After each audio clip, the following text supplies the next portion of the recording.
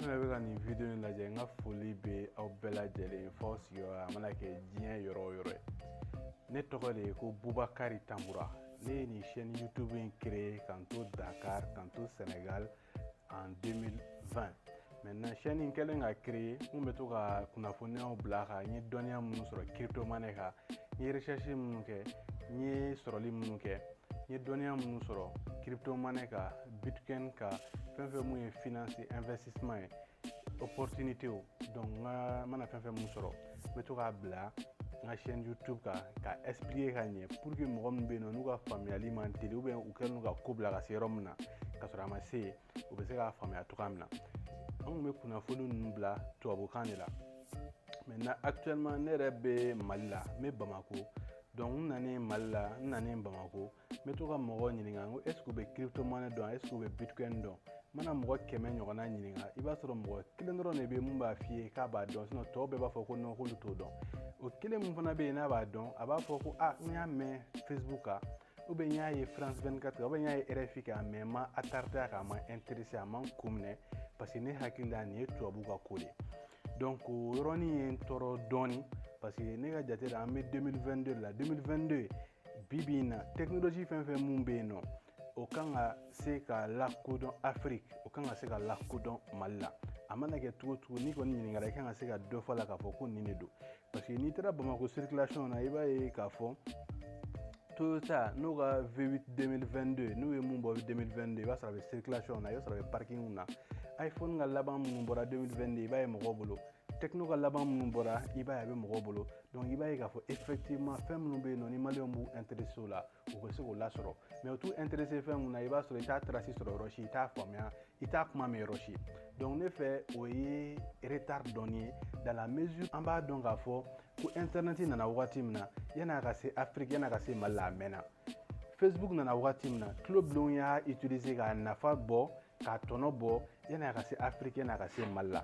WhatsApp mun bɛ yen n'an bɛ ka utiliser sisan ni bɛɛ b'a utiliser, WhatsApp in mɔgɔ caman fɛ k'a dilanna sisan de, k'a créera sisan de, alors qu'en réalité WhatsApp in créera ka mɛn ka utiliser k'a nafa bɔ tulo bulon fɛ yan'a ka se Afrique, yan'a ka se Mali la. Donc maintenant an filɛ nin yɔrɔ min na i ko sisan crypto monnaie ne kɔni se ye mun ye n bɛ fɛn fɛn mun dɔn a kan, n bɛ se ka fɛn fɛn mun expliquer a kan. Elle est an ka entrepreneur ka entreprise u bɛ se ka u ka entreprise développer cogoya min na ni crypto monnaie ninnu ye. Mɔgɔ minnu bɛ yen nɔ n'u bɛ se n'u bɛ ka wariw épargner, n'u bɛ ka sara ta, n'u bɛ dɔɔni bila kɛrɛfɛ ou bien u bɛ ka baara kɛ ou bien wari dɔ sɔrɔ u y'a bila kɛrɛfɛ dɔɔni, u bɛɛ ka laɲini de ye wari in bɛ se ka sécuriser cogoya min na, wari in bɛ se ka lacaya cogoya min na de telle sorte que hali ni kɔni ye 2000 kɔni bila, 2000 in ka se ka kɛ 5000 ye, a ka se ka kɛ 6000 ye, a ka se ka kɛ 10000 ye. Donc ne ka faamuyali la crypto monnaie a bɛ se k'o kɛ mais an kɔni ka laɲini tɛ mɔgɔ si ye k'a fɔ ko k'i ka don crypto monnaie na ou bien k'i ka investir crypto monnaie na, an tɛ n'o kɛ. An kɔni ta ye mun ye an bɛna expliquer de ka mɔgɔw ka conscience wuli, u ka conscience attention attirer k'a yira mɔgɔw la, k'a yira jeunes na, k'a yira maliyɛnw na k'a fɔ ko nin technologie in bɛ yen et puis technologie in fana tulo bulon bɛ ka fɛn fɛn mun k'a la an bɛ se k'a kɛ a la. Maintenant u bɛ k'a kɛ cogoya min na u bɛ ka mun k'a la an bɛna ɲɛfɔ ko yɛrɛ sɔrɔla cogoya di. An bɛna video dɔ kɛ o kan. A histoire ye jumɛn de ye? Jɔn de bɛ ko in kɔfɛ? Ko in ye mun de ye? Jɔn de fana bɛ ko in contre la? Jɔn de t'a fɛ ko in ka taga ɲɛ? O mɔgɔw bɛɛ bɛ yen, an b'o bɛɛ kalama, an y'o bɛɛ dɔn, an b'a dɔn mun don. Donc n'i ye ko ta k'a lajɛ, n'i y'a lamɛn, video ninnu lamɛn k'a lajɛ, a kɛra cogo o cogo i bɛ n'i ka tɔmɔta sɔrɔ a la parce que ko tɛ duguna ko ye, kɛnɛkanda de don. Et puis information bɛɛ bɛ internet kan, a preuve bɛ yen, a fɛnw bɛɛ bɛ yen.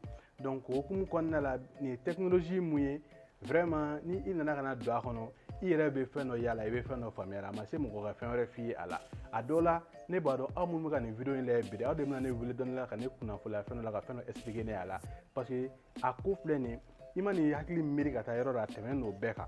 Donc fɛn mun bɛ yen nɔ k'a fɔ k'i ka imagination bɛ se ka taa yɔrɔ dɔ k'a bɛ se k'o kɛ bi bi in na o tɛ ko gansan ye et puis dans la mesure où an bɛ 2022 la fɛn camanba de bɛ ka yɛlɛma. Entreprise minnu bɛ yen nɔ n'u bɛ ka cakɛda minnu bɛ yen nɔ n'u bɛ ka baara kɛ kɛnyɛrɛye baaraw kɛ ka taga ɲɛ bɛɛ b'a dɔn k'a fɔ pour que i mana ko fɛn min kɛ concurrent de b'i la. Maintenant ni e sera ka ko dɔ kɛ ka bila concurrent sanfɛ a bɛ fɔ o ma ko innovation. O innovation fɛn caman bɛ yen nɔ n'i ma se k'olu maîtriser joona dɔrɔn i b'a ye k'a fɔ i ka innovation bɛ gɛlɛya, i b'a ye k'a fɔ don dɔ la fana tuguni e bɛna tunu ka da o sababuya de kan parce que i sumayara information traiteli ni i sumayara k'i adapter réalité la. Maintenant bitcoin n'i ko bitcoin i ko blockchain i ko crypto monnaie i ko Satoshi Nakamoto. An bɛna video dɔ kɛ nin thème ninnu kelenna bɛɛ kan pour que aw bɛ se k'a faamuya cogoya min na nɔgɔya la k'a ɲɛfɔ bamanankan jɛlen na bamanankan nɔgɔmanin na.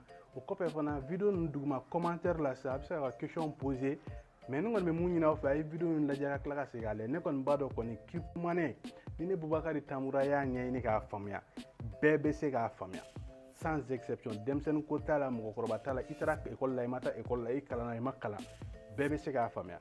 Bon an filɛ nin yɔrɔ min na fana crypto-monnaie filɛ barrière t'a la barrière foyi t'a la k'a fɔ ko ne tubabu ka ko de a bɛ ɲɛ Faransi de a bɛ ɲɛ États-Unis de a bɛ se ka kɛ yen de o ko tɛ fɛn mun don barrière foyi t'a la.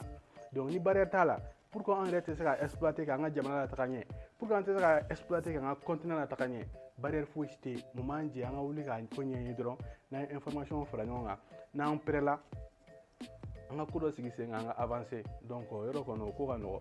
Bon nin video in a y'a aimer a ka partager a ka walankata ka taa diɲɛ fan 14 bɛɛ fɛ a ka télécharger a ka lamɛn ka tila ka segin k'a lamɛn a ka contribution ye mun ye a k'o kɛ pour que n bɛ se ka motiver video tɔw la ka taa pour que n ka équipe fana bɛ se ka motiver n bɛ n ka équipe bɛɛ fo vraiment aw ni ce aw ka kulomajɔ la hakɛto bɛ nin na Sala Mamadu a kan bɛ video wɛrɛ la bye.